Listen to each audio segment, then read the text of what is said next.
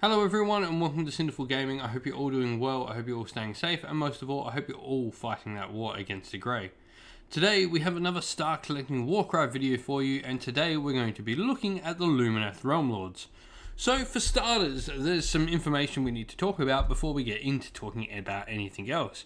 And that's that you can find the full new updated version of the Lumineth Realm-Lord rules free on Warhammer Community. Simply look up Lumineth Realm-Lords Warcry rules on Google or your favourite search engine and you'll find the Warhammer Community article, or you can simply go on Warhammer Community and search for it there. It's pretty easy to find.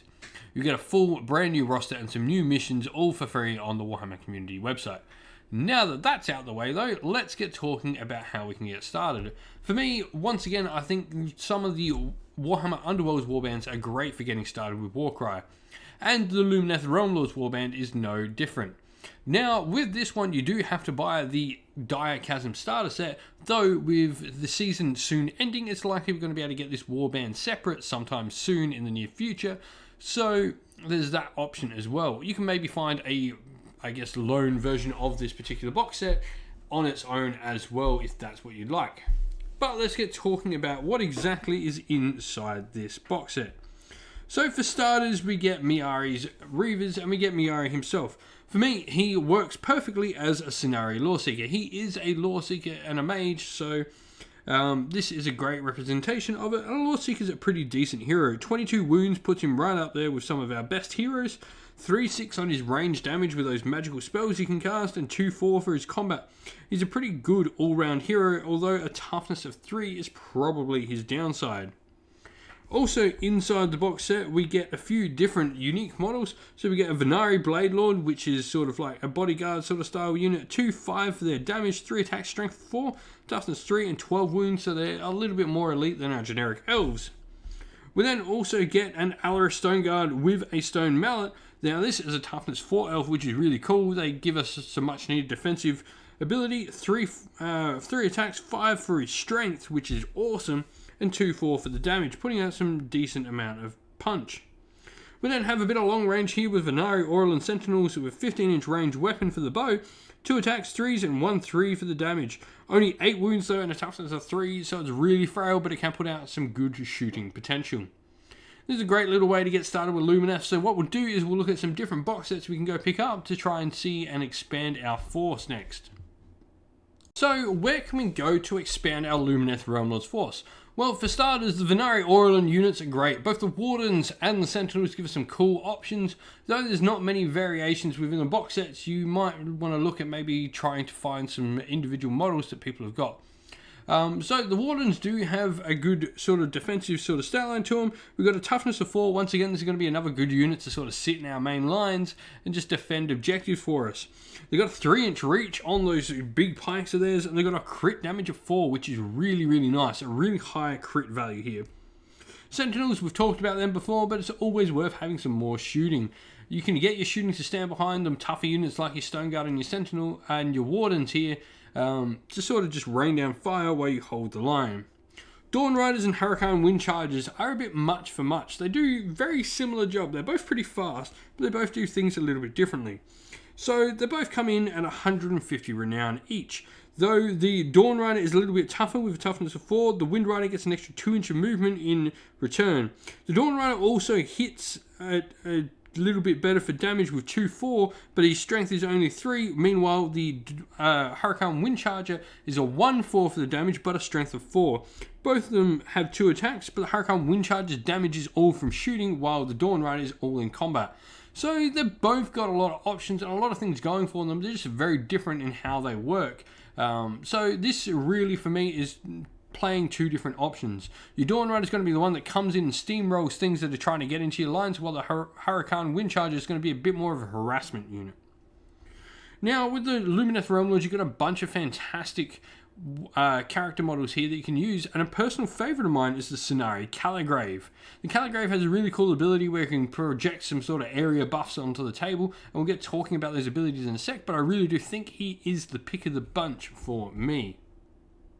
So let's get talking about those abilities, and we'll start with the fighter abilities for the Lumineth Realm-Lords. Once again, you can find all these new updated rules on Warhammer community for free. Just search Lumineth Realm-Lords Warcry rules.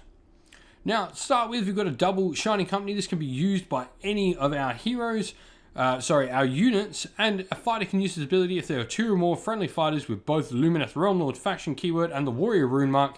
So this is onto our Venari units mostly. Within 1 inch of this fighter. Until the end of the battle round, you subtract 1 from the attack characteristic of attack actions that target them. So it's doing a very similar thing to what it does in Warhammer Age of Sigmar proper, and what it does is it just sort of makes our units that little bit more defensible, where our opponent gets less attacks into our already generally defensive units, which should be doing this. Mountain Stance can be used by our Alarith units, and that is a double ability. So until the end of the battle round, you subtract 1 from damage points allocated for each hit and critical hit from attack actions that target this fighter. So very similar to the other ability where that negates your opponent getting attacks, this negates the damage coming in and lowers it a little bit. So you can have your fighters staying in the fight a little bit longer. Go Where the Wind Blows is a double that we have access to on a couple of different units on our Hurricane Wind Charger here. And so what this one does is this allows us to add half the value of his ability to the move characteristic of the fighter for the next move action that they make this activation. Triple Move Like the Wind is another one of our abilities, and this one here can be used once again by a Hurricane Wind Charger. So we're getting a couple of abilities on the Wind Chargers. Until the end of this fighter's activation, this fighter can finish disengage actions within 1 inch of enemies. So you can sort of play around with a little bit of the movement here, doing a very cool sort of thing here. We then got Triple Lancers of the Dawn, and this is another one here that can be used by one of our cavalry units, but this time this is for the Dawn Riders. Until the end of this fighter's activation, the next time this fighter finishes the move action within 1 inch of an enemy fighter, pick a visible enemy fighter within 1 inch of them. Allocate a number of damage points equal to the value of this ability. So it's effectively a nice big charge bonus here. For me, this is really cool and can really just sort of push over and make sure your Dawn Riders are going to get the job done when they come outflanking. Quad Perfect Strike. This is of course usable from the Venari Blade Lords, the same ability they have in Warhammer Age of Sigmar. The fighter makes a bonus attack action. In addition, add the value of this ability to the damage points allocated by each critical hit from that attack action. Pretty cool. The last 2, if you get some really good triple and quad numbers there, can be really good. Next, we're going to look at our leader abilities. So, starting with Moonfire Flask, this can be used by a couple of our different leaders, notably the Venari leaders that have these. You can pick a visible enemy fighter within 6 inches of this fighter and roll 2 dice. For each 4 or 5, you allocate 1 damage point. For each 6, you allocate the damage points equal to the value of the double. Then got Sharp-Eyed Scryhawk, which is usable via Sentinel Leader. You can pick an enemy fighter within 20 inches of this fighter. Until the end of the battle round, you add 1 to the attack characteristics of attacks that target this fighter. Really cool, and this could be a great sort of secondary hero to bring into your force, I think. Lone Agent, so this is usable by our Law Seeker. A fighter can use his ability if there are no other friendly fighters within 6 inches of this fighter. The fighter makes a bonus move action. Realm Scribe, you can pick a point of the battlefield within 9 inches of this fighter and place a special token there. Until the end of the battle round, you subtract 1 from damage points allocated by each critical hit from attack actions that target friendly fighters whilst within 6 inches of the center of the token. So this is the ability that our Caligrave gets. This is what I was talking about, how you can get him to project some sort of defensive buffs and power across the table. This is really great when combined with things like our Wardens and our Stone Guard, who we can then sort of start getting some double, triple sort of working together to really make them a great defensive sort of block. Emotional Transference, and this is used by our Scenari Cathalar, so a weird sort of lady with her vow, the Shadow of Teclis's Light. Pick a visible friendly fighter within 12 inches of this fighter and that has 1 or more damage points allocated. Then pick a visible enemy fighter within 12 inches of this fighter as well. Roll a number of dice equal to the number of damage points allocated to that friendly fighter, and for each 4+, you allocate 1 damage point to the enemy fighter. So you sort of transfer over some of your damage. And lastly, we've got Grammatic Redirection, and this can be used by our Stone Mage, and so you allocate D3 damage points to all visible enemy fighters within 6 inches of this fighter, roll for each. In addition, until the end of the battle round, halve the move characteristic of all fighters that are within 6 inches of this fighter when this fighter uses this ability.